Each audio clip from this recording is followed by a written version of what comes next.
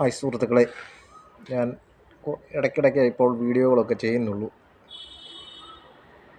അതിന് ചില കാരണങ്ങളൊക്കെ ഉണ്ട്, ക്ഷമിക്കുക നിങ്ങൾ. ഞാൻ സ്ഥിരമായിട്ട് വീഡിയോ ഒക്കെ ചെയ്യാം. ഇപ്പോൾ എൻ്റെ മാനസിക പ്രശ്നങ്ങളെയൊക്കെ മാനസികമായിട്ട് എനിക്ക് നല്ല ബുദ്ധിമുട്ടുള്ള ഒരു സാഹചര്യമാണ്. എനിക്ക് എൻ്റെ കുടുംബത്തിൽ പല അപകടങ്ങളുമൊക്കെ സംഭവിച്ചിട്ടുണ്ട്. അതുകൊണ്ടാണ് മറ്റ് രോഗാതുരമായ വിഷയങ്ങളിലൊക്കെ ഉള്ളതുകൊണ്ടാണ് എൻ്റെ മാനസിക പ്രശ്നങ്ങളൊക്കെ തരണം ചെയ്തതിന് ശേഷം ഞാൻ സ്ഥിരമായി വീഡിയോ ചെയ്യാമെന്ന് ഞാൻ താല്പര്യപ്പെടുന്നു. എന്നാലും ഇടയ്ക്കിടയ്ക്ക് ചില വാർത്തകളും ഒക്കെ കാണുമ്പോൾ അതിനോട് നമ്മുടെ കാര്യങ്ങളെ ഏകോപിപ്പിച്ചുകൊണ്ട് സംസാരിക്കാതിരിക്കാൻ പറ്റാത്തത് കൊണ്ടാണ് ഞാനിങ്ങനെ ഒരു ചെറിയൊരു വീഡിയോ ഇപ്പോൾ ഇടുന്നത്. നിങ്ങളെല്ലാവരും ശ്രദ്ധിച്ച് കാണുമല്ലോ, ഈ കഴിഞ്ഞിടയ്ക്ക് ഡൽഹിയിൽ ഹോളി ആഘോഷത്തോടനുബന്ധിച്ചും ഒരു കൊലപാതകം അരങ്ങേറി. അപ്പോൾ നമ്മുടെ ഇവിടുത്തെ ഹൈന്ദവ മത വിശ്വാസത്തിൻ്റെ ഭാഗമായിട്ടൊക്കെ നടന്ന പല ഉത്സവങ്ങളിലും മരണം റിപ്പോർട്ടുകൾ ചെയ്തിട്ടുണ്ട്. ഇവിടെ മരിക്കുന്നത് സ്വന്തം സമൂഹത്തിൽപ്പെട്ട ആൾക്കാരാണ്. അതും ഹോളി എന്ന് പറയുന്ന ഇവിടുത്തെ ഹൈന്ദവ സമൂഹത്തിലെ അല്ലെങ്കിൽ നോർത്ത് ഇന്ത്യൻ്റെ ഒരു സനാതന ഉത്സവമായിട്ടാണ് ഇപ്പോൾ അവരൊക്കെ കണക്കാക്കുന്നത്. ഏതിനും എന്തിനും സനാതനത്തിനെ കൂട്ടുപിടിക്കുമ്പോൾ ഈ സനാതനവാദികളുടെ അഴിഞ്ഞാട്ടം നടക്കുന്നു എന്ന് വേണം നമുക്കിപ്പോൾ കരുതാൻ. അപ്പോൾ എന്താണ് ഈ സനാതനമെന്ന് അറിയാൻ മേലാത്ത കുറേ ചെറ്റ സനാതനികളുണ്ട്. അപ്പോൾ ആദ്യം സനാതനികളെല്ലാം സനാതനധർമ്മം എന്താണ്, ഇതാണോ നിങ്ങളുടെ സനാതനധർമ്മമെന്ന് ചിന്തിക്കേണ്ട സമയം കഴിഞ്ഞിരിക്കുന്നു. ഇവിടെ 80% ആൾക്കാരും ഈ സനാതനധർമ്മം എന്താണെന്ന് അറിയാതെയാണ് സനാതനികളാകുന്നത്. ഈ സനാതനധർമ്മം ആർക്കാണ് ഉപകാരപ്പെടുന്നത്? കാരണം ഇവിടുത്തെ പട്ടികജാതിക്കാരനോ പട്ടികവർഗക്കാരനോ ദലിതനോ മതന്യൂനപക്ഷക്കാരനോ ഇവിടുത്തെ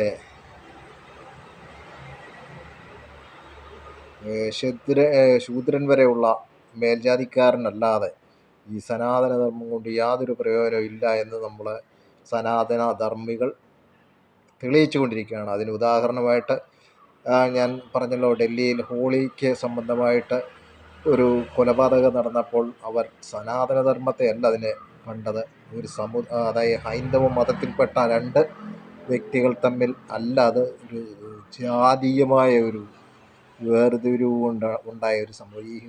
അപ്പോൾ സനാതനധർമ്മത്തിൽ ജാതി ഉണ്ട് എന്നുള്ളതാണ് അവർ പ്രൂവ് ചെയ്തിരിക്കുന്നത്. അപ്പം ഇവിടുത്തെ ദലിതൻ ജാതിയിൽപ്പെട്ട താഴ്ന്ന ജാതിക്കാരനാണെന്ന് അവരിപ്പോഴും അത് പ്രൂവ് ചെയ്യുന്നു എന്നുള്ളതാണല്ലോ അതിൻ്റെ ഉത്തമ ഉദാഹരണം. അപ്പം ജാതിയിൽ താഴ്ന്നവൻ എന്നും കൊല്ലപ്പെടേണ്ടവനാണ്, അല്ലെങ്കിൽ ഈ സനാതനധർമ്മത്തിൽ അത് കൊല്ലപ്പെടേണ്ടിയിരിക്കുന്നു എന്നുള്ളതാണല്ലോ അവർ പ്രൂവ് ചെയ്തിരിക്കുന്നത്. അപ്പം ഇങ്ങനെയുള്ള കാര്യങ്ങളൊക്കെ പ്രൂവ് ചെയ്യുമ്പോൾ നമുക്കും വല്ലതുമൊക്കെ പറയാതിരിക്കാൻ പറ്റത്തില്ലല്ലോ. കാരണം സനാതനധർമ്മം അത്ര നല്ല ഭംഗിയായൊരു ധർമ്മമാണെന്ന് പറയേണ്ട ഗതികേട് ഇവർക്കൊക്കെ ഉണ്ടാകുമ്പം അതിനിടയ്ക്ക് ഇങ്ങനത്തെയൊക്കെ സനാതനധർമ്മങ്ങളും ഒക്കെ ഉണ്ട് എന്നും കൂടി അവർ തെളിയിച്ച് കാണിക്കുന്നുണ്ട് എന്നുള്ളതാണ് വാസ്തവം.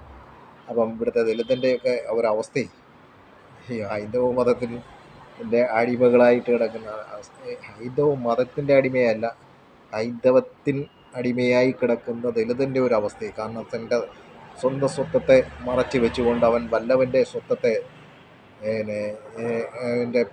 പിൻപറ്റി നടക്കുമ്പോൾ ഉള്ള ഹൈന്ദവ സമൂഹത്തിൽ പെട്ട ദലിതൻ്റെയൊക്കെ ഒരു അവസ്ഥയെ. കാരണം നാളെ നിങ്ങൾക്കും ഇതൊക്കെ തന്നെയാണ് സനാതനധർമ്മത്തിൽ സംഭവിക്കാൻ പോകുന്നത് എന്നുള്ള ഒരു ഉത്തമ ബോധ്യം നിങ്ങൾക്കുണ്ടാകണമെന്നാണ് നമുക്ക് പറയാനുള്ളത് നിങ്ങളോട്. അപ്പം സനാതനധർമ്മം എന്താണെന്ന് ഇവിടുത്തെ ദലിതനോ പട്ടികജാതിക്കാരനോ അണ്ടച്ചപ്പെട്ട, അതായത് ഹൈന്ദജാതിക്കാരൻ എല്ലാം അറിഞ്ഞിരിക്കേണ്ട ഒരു ഉത്തമ ഘടകമാണ് ഈ സനാതനം എന്താണെന്ന്. കാരണം ഈ സനാതനികൾക്കൊക്കെ ഒരുപാട് കാര്യങ്ങളൊക്കെ ജീവിതത്തിൽ അവർക്ക് പറയാനുണ്ട്. കാരണം ഈ ഇടയ്ക്ക് എൻ്റെ നാട്ടിൽ ഒരു ചെറിയ ഒരു സനാതനധർമ്മത്തെക്കുറിച്ചുള്ള ഒരു BJP RSS സംഘപരിവാർ സംഘടനയുടെ ഒരു സമ്മേളനം നടക്കുകയുണ്ടായി. അപ്പോൾ അതിനെക്കുറിച്ച് അവർ സനാതനധർമ്മം ഈ രാജ്യത്ത് ഭാരതത്തിൻ്റെ സനാതനധർമ്മം ഏറ്റവും നല്ല ബെസ്റ്റ് ധർമ്മമാണെന്നൊക്കെ പറഞ്ഞ് ഒരു പ്രസംഗമൊക്കെ അത് എനിക്ക് അധികം ഞാൻ കേൾക്കാൻ താല്പര്യപ്പെട്ടില്ല. കാരണം ഇതൊക്കെ നമ്മൾ സ്ഥിരം കേട്ടുകൊണ്ടിരിക്കുന്ന ഒരു പ്രസ്ഥാനത്തിൻ്റെ ഇതൊക്കെ സംഘികളുടെ ഒരു സ്ഥിരം പല്ലവിയാണല്ലോ. അതിനെക്കുറിച്ചൊന്നും നമുക്ക് വലിയ ധാരണയൊന്നും വെക്കേണ്ട കാര്യമില്ല. കാരണം സനാതനികൾ എന്താ പറയുന്നതെന്നൊക്കെ നമുക്ക് ഏകദേശമൊക്കെ നമുക്കൊരു ധാരണയുണ്ട്. എങ്കിലും അതിനകത്ത് ഈ ഭാരതം ഉണ്ടാകുന്ന സമയത്ത് ഏത് ഭാരതത്തെക്കുറിച്ചാണ് ഇവർ പറയുന്നതെന്ന് പോലും ഇവർക്കും അറിയത്തില്ല. ഈ പറയുന്ന സനാതനികൾക്കും ഭാരതത്തെക്കുറിച്ച് ഒരു ഭാരതത്തിൻ്റെ ഘടനയെക്കുറിച്ചോ ഒന്നും ഇപ്പോഴും ഈ സനാതനികൾക്ക് എന്താണെന്ന് അറിയത്തില്ല. കാരണം നാനാത്വത്തിൽ ഏകത്വമാണെന്ന് നമ്മുടെ ഇന്ത്യയെക്കുറിച്ച് നമ്മുടെ രാജ്യത്തിൻ്റെ ഭരണഘടന പ്രഖ്യാപിക്കുന്നുവെങ്കിലും ഇതല്ല അവരുടെ സനാതനധർമ്മത്തിലുള്ള ഭാരതം. കാരണം അവൻ്റെ ജാതിയെ, അതായത് ബ്രാഹ്മണ സമൂഹത്തിലെ ഉന്നതകുല ജാതന്മാർക്ക് അടിയറവ് വെച്ചുകൊണ്ടിരിക്കുന്ന ഭാരതത്തിനെ കുറിച്ചാണ് അവരിപ്പോഴും സംസാരിച്ചു കൊണ്ടിരിക്കുന്നത്. കാരണം എന്താണെന്ന് ചോദിച്ചു കഴിഞ്ഞാൽ ഈ സനാതനത്തിൽ ഒരുപാട് തിന്മകൾ അനുഭവിച്ച നൂറ്റാണ്ടുകൾക്ക് മുമ്പുള്ള ചരിത്രം അവർ ഇങ്ങോട്ട് പറയുമ്പോൾ നമുക്കും അതേ ചരിത്രത്തിൽ നിന്ന് നമുക്ക് നേരിട്ട വ്യത്യസ്തമായ അനുഭവങ്ങളും നമ്മുടെയും ഒക്കെ ദലിത് സമൂഹത്തിൻ്റെ അല്ലെങ്കിൽ പട്ടികജാതിക്കാരൻ്റെയോ ആദിവാസികളുടെയോ ഒക്കെ ജീവിതത്തിൽ ഒരുപാടുണ്ട്. അത് നമ്മൾ പറയുമ്പോൾ ഇവർക്ക് നമ്മളോട് കൂടുതൽ ചൊറിച്ചിലുണ്ടാകുന്ന കാര്യം കൂടിയാണല്ലോ. ഇപ്പം നമ്മൾ വിചാരിക്കുന്നത് ഈ സനാതനധർമ്മം എങ്ങനെയാണ് നമ്മളിൽ പ്രവർത്തിച്ചതെന്നാണ് നമുക്ക് പറയാനുള്ളത്. അവർക്ക് അവരിൽ പ്രവർത്തിച്ച കാര്യം അവർ പറയുമ്പോൾ ഈ ദലിത് സമൂഹങ്ങളിലൊക്കെ സനാതനധർമ്മം ഏത് രീതിയിലാണ് പ്രവർത്തിച്ചതെന്ന് എനിക്കിന്ന് 50 വയസ്സുണ്ട്. 50 വയസ്സിന് മുമ്പ് ഈ സനാതനധർമ്മം എൻ്റെ മാതാപിതാക്കൾക്ക് വലുതായിട്ട് എഫക്റ്റ് ചെയ്തിട്ടില്ല എങ്കിലും എൻ്റെ മാതാപിതാക്കളുടെ മാതാപിതാക്കന്മാർക്കൊക്കെ അത് നന്നായിട്ട് എഫക്റ്റ് ചെയ്ത ഒരു കാലമുണ്ടായിരുന്നു. അതായത് ഒത്തിരി ഒന്നും ആയില്ല, 3 തലമുറ മുമ്പ്, ഞാൻ കൂട്ടി 3 തലമുറയ്ക്ക് മുമ്പുള്ള എൻ്റെ എൻ്റെ വല്യപ്പന്മാർക്കും വല്യമ്മമാർക്കും ഒക്കെ ഈ സനാതനധർമ്മത്തിൽ നിന്നുണ്ടായ വേദനകളും യാതനകളും ഒക്കെ ഒരുപാടുണ്ടായിരുന്നു എന്നുള്ള കാര്യം നമ്മൾ മറന്നു പോകരുത്.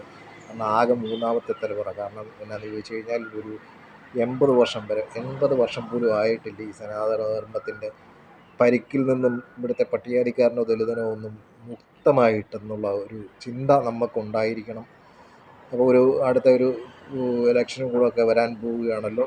എല്ലാവരും നോക്കിയും കണ്ടുമൊക്കെയാണ് അത് കാര്യങ്ങളൊക്കെ കൈകാര്യം ചെയ്യുന്നത്. അപ്പം ഈ സനാതനത്തെക്കുറിച്ചൊക്കെ ഞാൻ പറയുന്നത്, ഞാൻ ഇലക്ഷനിൽ ഒരു വോട്ട് പിടിക്കാനോ ഒന്നും ഉള്ളതല്ല. എങ്കിലും നമ്മുടെ വിവേചനത്തിനനുസരിച്ച് നമ്മൾ ഇവിടെ നമുക്ക് നിലനിൽക്കണം എന്നുള്ള ഒരു ചിന്തയിൽ നമ്മൾ സനാതനത്തിന് അടിമയാകണോ എന്ന് നമ്മൾ തന്നെ തീരുമാനിക്കുക. നമ്മുടെ പൂർവികരെ ഏത് രീതിയിൽ സനാതനത്തിൻ്റെ അച്ചുതണ്ടിൽ അവരളന്നുവോ അതേ മാർഗത്തിൽ നമ്മളും തിരിച്ചവരെ അളക്കുക എന്നുള്ളതാണ് നമ്മുടെ ധർമ്മം. അപ്പം ഇപ്പം ഞാൻ ഒരു വാർത്ത ഞാൻ പറഞ്ഞല്ലോ, ഡൽഹിയിൽ. അതിനെ എനിക്ക് വീഡിയോ ക്ലിപ്പ് കിട്ടിയില്ല, ഞാനത് എടുക്കാൻ എനിക്ക് പറ്റിയില്ല. അത് എല്ലാവരും അറിഞ്ഞ ഒരു സംഭവമാണ്. പക്ഷേ ഈ നമ്മുടെ അടുത്ത സമയത്ത് തിരുവനന്തപുരത്ത് ഒരു ഉത്സവത്തിനിടയിൽ നടന്ന ഒരു സംഭവം കൂടി ഞാൻ ഇതിൻ്റെ കൂട്ടത്തിൽ ആഡ് ചെയ്യുകയാണ്. അതും ക്ഷേത്രത്തിൽ ഒരു ഉത്സവത്തോടനുബന്ധിച്ച് നടന്ന ഒരു വിഷയമാണല്ലോ. അപ്പോൾ ഇവിടെ എവിടെയാണ് സനാതനധർമ്മത്തിൽ ഒരു ഹൈന്ദവൻ കൊലപാതകം ചെയ്യുന്നതിനകത്ത് ഈ സനാതനത്തിന് എന്താണ്?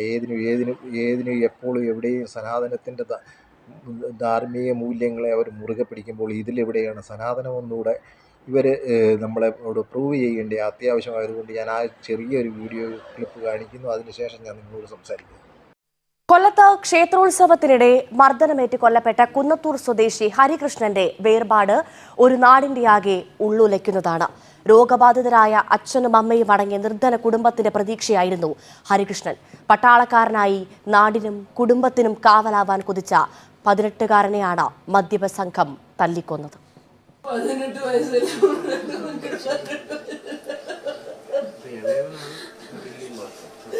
അയ്യോ എന്റെ ദൈവമേ, അയ്യോ എന്നാലും എന്റെ കുഞ്ഞിനെ കയറി വന്നല്ലോ ദൈവമേ.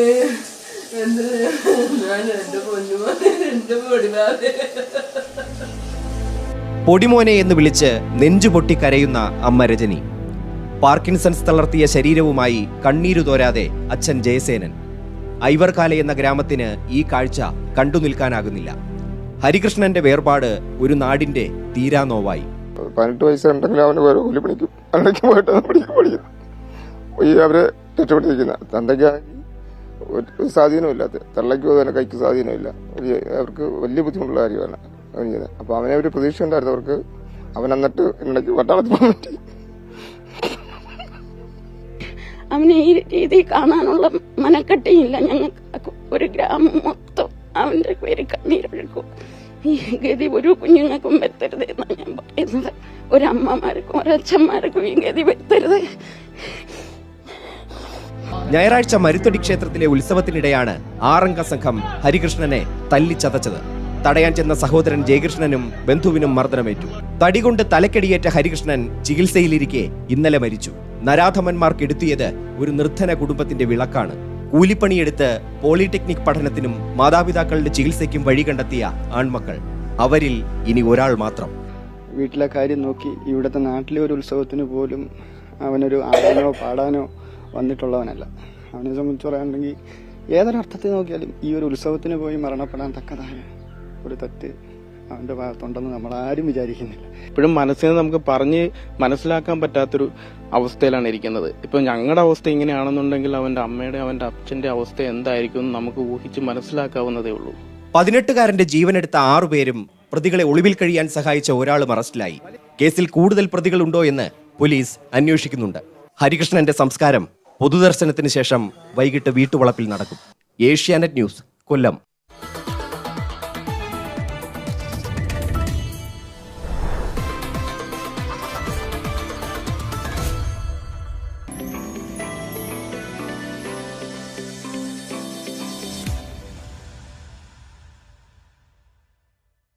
അപ്പോൾ നിങ്ങളത് കണ്ടു കാണുമെന്ന് ഞാൻ വിശ്വസിക്കുന്നു. അപ്പം ഈ വീഡിയോ ക്ലിപ്പിൽ കാണിച്ചിരിക്കുന്നത് പട്ടാളത്തിൽ 18 വയസ്സ് പോലും ആ കുഞ്ഞിനായിട്ടില്ല എന്നുള്ള ഒരു കാര്യം നിങ്ങൾ മനസ്സിലാക്കുക. ഒരു ക്ഷേത്രപ്പറമ്പിൽ ഉത്സവം കാണാൻ പോയപ്പോൾ അതും ആ മാതാപിതാക്കൾക്ക് രോഗാവസ്ഥയിലുള്ള മാതാപിതാക്കളുടെ ഏക എത്താണിയായ ഒരു 18 വയസ്സിന് തികഞ്ഞ പട്ടാളത്തിൽ ചേരണമെന്ന് ആഗ്രഹിച്ചു നടന്ന ഒരു ഹൈന്ദവ മതവിശ്വാസി, അതിനിപ്പം ദലിതനായാലും ശരി, പട്ടികജാതിക്കാരനായാലും ശരി, ബ്രാഹ്മണനായാലും ശരി, ഏതവനായാലും ശരി, ഒരു സനാതന ധർമ്മത്തിൻ്റെ ഉത്സവ കാഴ്ചയിൽ ചെന്നുവിട്ട് അവിടെ മരണം അത് കൂട്ടമോട് തല്ലിക്കൊണ്ട കഥകളാണ് ഞാൻ നിങ്ങളിപ്പോൾ കണ്ടത്. ഇതേപോലെയുള്ള സനാതനധർമ്മം നമ്മുടെ പൂർവികർക്ക് ഒരുപാട് അനുഭവിച്ചിട്ടുമുണ്ട് എന്നുള്ളത് നാം വ്യക്തമായിട്ട് മനസ്സിലാക്കുക. അപ്പം ദലിത് സമൂഹം പ്രത്യേകിച്ച് ഈ മതന്യൂനപക്ഷങ്ങൾ ഒക്കെ, മതന്യൂനപക്ഷമെന്ന് പറയുമ്പം ഈ കാശുള്ളവരും മതന്യൂനപക്ഷത്തിൽ വരുന്നു എന്നുള്ളതാണ് ഇതിനകത്ത് ഏറ്റവും വലിയൊരു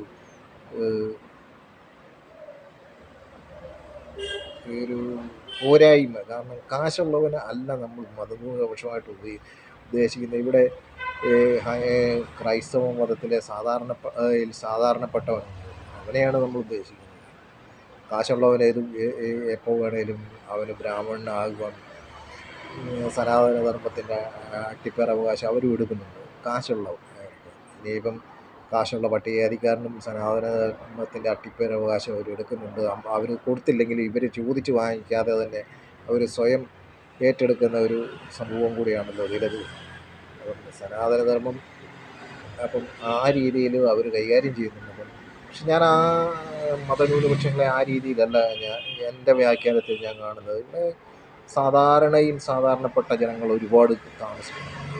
അവരെയാണ് ഞാൻ ന്യൂനപക്ഷങ്ങളായിട്ട് ഞാൻ കാണുന്നത്. എങ്ങും പെടാതെ ആരാലും ഉപേക്ഷിക്കപ്പെട്ട നിലയിലൊക്കെ കാണുന്ന കുറേ സമുദായ അംഗങ്ങളുണ്ട്. ഇവിടെ NSSൻ്റെ ആയാലും SNDPയുടെ ആയാലും APMSൻ്റെ ആയാലും തഴയപ്പെട്ട കുറേ ജനസമൂഹങ്ങളുണ്ട്. അവരെയാണ് ഞാൻ ന്യൂനപക്ഷങ്ങളായിട്ട്, അതായത് ഇവിടുത്തെ മുസ്ലിം സംഘടനയിൽ തഴയപ്പെട്ട ഒരുപാട് മുസ്ലിം സഹോദരങ്ങൾ സാധാരണ ആൾക്കാരുണ്ട്. അപ്പം അവർ ചിലപ്പം അവരുടെ ഉപജീവനം കഴിയുന്നത് അവർ തെണ്ടിത്തിരിഞ്ഞായിരിക്കും. ഞാനത് വേറൊരു വീഡിയോയിൽ അത് ചെയ്യാം. കാരണം അവരുടെ കഠിനാധ്വാനത്തിൻ്റെ വില അവർ കൊടുക്കുന്നതും ഞാനും നിങ്ങളും അതിന് വില നൽകുന്നത് എങ്ങനെയാണെന്നും ഒക്കെ ഉള്ളതിനെക്കുറിച്ചൊരു വീഡിയോ പിന്നീട് ഞാനത് ചെയ്യാം. അതിൻ്റെ ഒരു അവസരത്തിൽ ഞാൻ കാത്തിരിക്കുകയാണ്. എല്ലാവരും ഈ മുസ്ലിം സമുദായത്തെ ഈ സമുദായങ്ങളിലെല്ലാം തീവ്രവാദ സ്വഭാവമുള്ള മനുഷ്യരും വ്യക്തികളും ഒക്കെ ഉണ്ട്. ഇവിടെ ഹൈന്ദവ മതത്തിൽ കാണിക്കുന്ന തീവ്രവാദം എന്തുമാത്രം വ്യാപകമാണെന്നും വലുതുമാണെന്നും ചൂണ്ടിക്കാണിക്കുന്ന കുറേ വീഡിയോകൾ ഞാൻ കാണിച്ചു തരാം. കാരണം എന്നാന്ന് ചോദിച്ചാൽ അതായത് ഛത്തീസ്ഗഡിലെ ഇവിടെ മതപരിവർത്തനം എന്ന് പറഞ്ഞ പേരിൽ ഈ തീവ്രവാദമാണ് അവരിവിടെ നിർത്തുന്നത്. ഹൈന്ദവ തീവ്രവാദമാണ് അവർ. ആ ഒരു സ്ത്രീയുടെ അവരുടെ പേര് പോലും കാരണം അവരുടെ പേര് ഞാനങ്ങ് മറന്നുപോയി. ആ സ്ത്രീയൊക്കെ എന്തുമാണ് തീവ്രവാദമല്ലാതെ അവരെന്താ തീവ്രവാദമാണ് അവരുടെ മതത്തിൻ്റെ പേര് പറഞ്ഞ് അതിതീവ്രമായുള്ള ഒരു വികാരങ്ങളെ അവർ പുറപ്പെടുവിക്കും. മറ്റുള്ള മതക്കാരും അല്ലെങ്കിൽ മറ്റുള്ള ജനതയും ആ തീവ്രവാദത്തിന് അല്ല, അവരും അവരുടേതായ മതത്തിൻ്റെ തീവ്രത അവരും കാണിക്കുമെന്നുള്ള ഇത് സ്വാഭാവികമാണ്. അതിനകത്ത് മതതീവ്രവാദം എല്ലായിടത്തും എപ്പോഴും ദോഷകരമായ ഒരു അവസ്ഥയാണ്. അപ്പം ഇവിടെ ഞാൻ ഇതൊക്കെ പറഞ്ഞതിന് മുഖ്യ കാരണങ്ങൾ ഇതൊക്കെയാണ്. എനിക്ക് ഈ വീഡിയോ ചെയ്യാതിരിക്കാൻ പറ്റത്തില്ല. കാരണം ഇവിടുത്തെ സനാതനധർമ്മങ്ങളെ എങ്ങനെ ഞാനും നിങ്ങളും കാണുന്നു എന്നതാണ് അതിന് ഉത്തമ ഉദാഹരണം. ഞാനിപ്പം കാണിച്ച വീഡിയോകളാണ്, ഞാൻ പറഞ്ഞ കാര്യങ്ങളാണ്. അപ്പോൾ അതുപോലെ തന്നെ രസകരമായ ഒരു വീഡിയോയുടെ എനിക്ക് കാണിക്കണമെന്നുണ്ടായിരുന്നു. പക്ഷേ അതെൻ്റെ കയ്യിൽ നഷ്ടപ്പെട്ടു പോയി. ഈ തമാശ രീതിയിലാണ് എടുത്തതെങ്കിലും ഈ ഹോളി എന്തിനാണെന്ന് ആഘോഷിക്കുന്നതെന്ന് ചോദിച്ചു കഴിഞ്ഞപ്പോൾ ആ വീഡിയോയിൽ രസകരമായിട്ട് പറയുന്നത് ഈ ഹോളി കഞ്ചാവ് അടിക്കാനും വെള്ളമടിക്കാനും ഒക്കെയാണ് ഈ ഹോളി ആഘോഷിക്കുന്നതെന്നാണ് ആ സഹോദരൻ കാണിക്കുന്നത്. ആ വീഡിയോ ഉണ്ടെങ്കിൽ ഞാനിടാം, നിങ്ങളത് കണ്ട് ആസ്വദിക്കുക. ഇതാണ് സനാതനധർമ്മം. സനാതനധർമ്മത്തിൻ്റെ വക്താക്കൾ ആദ്യമെന്ന് ഈ സനാതനധർമ്മം എന്താണെന്ന് നിങ്ങൾ ആദ്യം മനസ്സിലാക്കണം. ഞങ്ങൾക്കിത് ഏകദേശമൊക്കെ മനസ്സിലായി. കാരണം സനാതനധർമ്മം ഞങ്ങളെ പോണക്കുള്ള ദലിത് സമൂഹത്തിനോ പട്ടികജാതിക്കാരനോ ഇവിടുത്തെ അയിത്തജാതിക്കാരനോ ഒന്നും പറ്റിയ സാധനമല്ല എന്ന് ഞങ്ങൾക്ക് നന്നായിട്ട് മനസ്സിലായി. ഇനിയിപ്പം നിങ്ങൾ സനാതനധർമ്മത്തെക്കുറിച്ച് നിങ്ങൾ കൂടുതൽ വിശദീകരിക്കുമ്പോൾ ഈ കേരളമോ തമിഴ്നാടോ ആന്ധ്രയോ അങ്ങനെയുള്ള പഴയ സംസ്ഥാനങ്ങളോ ഇപ്പോഴത്തെ ഇന്ത്യയിലെ ഈ സംസ്ഥാനങ്ങളൊന്നും ഭാരതത്തിനകത്ത് ഉൾക്കൊള്ളുന്ന സംസ്ഥാനങ്ങളല്ല. നിങ്ങൾ ഈ വടക്കോട്ടുള്ള അതായത് നോർത്ത് ഇന്ത്യയിലോട്ടുള്ള കുറേ സംസ്ഥാനങ്ങളെക്കുറിച്ച് നിങ്ങൾ പറയുന്നത് ഭാരതമെന്ന്. പക്ഷേ നിങ്ങൾ ഇതുവരെ ഞങ്ങളെ ആരെയും വ്യക്തിപരമായിട്ടായാലും സാമുദായികപരമായിട്ടായാലും അല്ലാതെ ആയാലും ഈ സൗത്ത് ഇന്ത്യൻസിനെ ഒന്നും നിങ്ങൾ ഭാരതത്തിൻ്റെ അംഗങ്ങളായിട്ടേ നിങ്ങൾ സനാതനികളൊന്നും കാണുന്നില്ല. കാരണം എന്താണെന്ന് ചോദിച്ചാൽ ഇവിടെ സനാതനികളെന്ന് പറയുമ്പോൾ ഞാൻ ഉദ്ദേശിക്കുന്ന ഇവിടുത്തെ നായരെയൊന്നുമല്ല, ഇവിടുത്തെ ബ്രാഹ്മണ സമൂഹത്തെയൊക്കെയാണ് ഞാൻ സനാതനികളെ ഉദ്ദേശിക്കുന്നത്. കാരണം ഈ ഇവിടുത്തെ നായന്മാരൊക്കെ എന്ന് പറഞ്ഞാൽ അവരുടെ അടിമകളായിട്ട് തന്നെ കിടക്കുകയാണ്. ഇപ്പോഴും ആ ഒരു ചിന്താഗതിയാണ് അവർക്കുള്ളത്. ഞങ്ങൾ സനാതനത്തിൻ്റെ ഏതോ വലിയ വക്താക്കളാണെന്ന് അവർ ഈ പറയുന്ന 70-80% നായന്മാർക്കും ഈ സനാതനധർമ്മത്തെക്കുറിച്ച് ഇന്നും വ്യക്തമായ ഒരു അറിവില്ല എന്നുള്ളതാണ്. ഇന്ന് വ്യക്തമായിട്ടൊരു അറിവുണ്ടായിരുന്നുവെങ്കിൽ ഇന്ന് നിങ്ങൾ അവരുടെ ഈ പ്രസ്ഥാനങ്ങളുടെയൊക്കെ കാലേ നോക്കി നടക്കുകയില്ലായിരുന്നു എന്ന് നമുക്ക് വ്യക്തമായിട്ടറിയാം. കാരണം നിങ്ങളും ഈ സമൂഹത്തിൽ നിങ്ങളും കഷ്ടപ്പെട്ട വ്യക്തികളാണ്. ഇവിടുത്തെ കേരളത്തെ സംബന്ധിച്ചിടത്തോളം NSSൻ്റെ പെരുന്നയിലെ ആ മഹാൻ ഇല്ലായിരുന്നുവെങ്കിൽ ഇന്നും നായരുടെയൊക്കെ അവസ്ഥ എന്തായിരിക്കുമെന്ന് നിങ്ങൾ തന്നെ ചിന്തിച്ചു നോക്കുക. സുകുമാരൻ നായരല്ല, പെരുന്നയിലെ ഞങ്ങളുടെ സ്ഥാപകൻ, NSSൻ്റെ സ്ഥാപകൻ ഇല്ലായിരുന്നുവെങ്കിൽ നിങ്ങളുടെ അവസ്ഥ. കാരണം അദ്ദേഹത്തിൻ്റെ ജീവചരിത്രത്തിലൊക്കെ വ്യക്തമായിട്ട് കാര്യങ്ങളൊക്കെ പറഞ്ഞിട്ടുണ്ട്. അപ്പോൾ അതും നായന്മാർ ഏകദേശം ഒന്ന് നായർ സമുദായത്തിൽപ്പെട്ട, കാരണം നായർ സമുദായം മാത്രമല്ലല്ലോ ഇവിടെ അതിന് അടിമകളായിരുന്നത്. അപ്പോൾ അതെന്തിൻ്റെയൊക്കെ അടിസ്ഥാനത്തിലാണ് നിങ്ങൾക്കൊരു സംഘബലം ഉണ്ടാക്കിയതെന്നുള്ള ഒരു ധാരണ ഞങ്ങൾക്കും ഉണ്ട്.